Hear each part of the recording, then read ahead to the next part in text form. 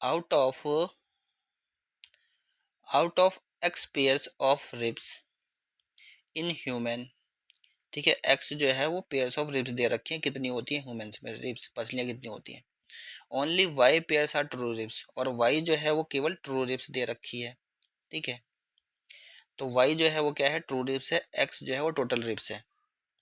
Select the option that correctly represent values of X and Y and provide their explanations.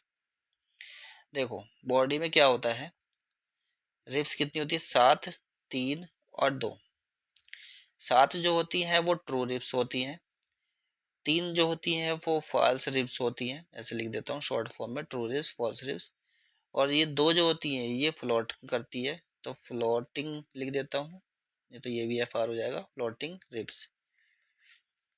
ठीक है, तो ये ratio होता है, और टोटल जो रिब्स हो गई कितनी हो गई, टोटल मिला करके 12। तो एक्स जो पूछा है वो है टोटल रिब्स, तो 12 है टोटल रिब्स, तो या तो ये होगा या तो ये होगा, ये दोनों तो हो ही नहीं सकते हैं।